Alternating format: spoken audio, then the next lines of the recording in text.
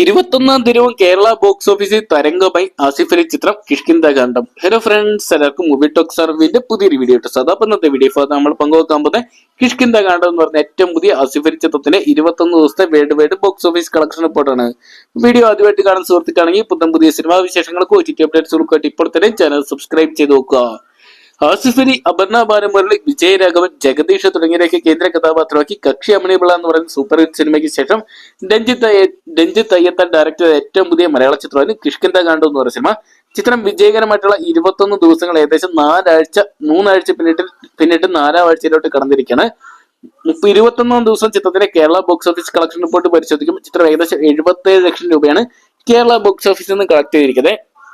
നല്ലൊരു കളക്ഷൻ തന്നെയാണ് ചിത്രം 21 ദിവസം സ്വന്തമാക്കിയിരിക്കുന്നത്. ഒരു ലോ ബഡ്ജറ്റ് ചിത്രം ആയതുകൊണ്ട് തന്നെ ചിത്രം ഇതിനോട് തന്നെ വലിയൊരു സാമ്പത്തിക വിജയം നേടിയാണ് മുന്നേറിക്കൊണ്ടിരിക്കുന്നത്. വേൾഡ് വൈഡ് ബോക്സ് ഓഫീസിനായിട്ട് ഏകദേശം 70 കോടിക്കടുത്ത് ചിത്രം കളക്ട് ചെയ്തിട്ടുണ്ട്. എന്തൊക്കെയാണ് കേരളത്തിനും പുറത്തും ചിത്രത്തിന് നല്ലൊരു ബുക്കിംഗ് നേടിയെടുക്കാൻ സാധിച്ചിട്ടുണ്ട്.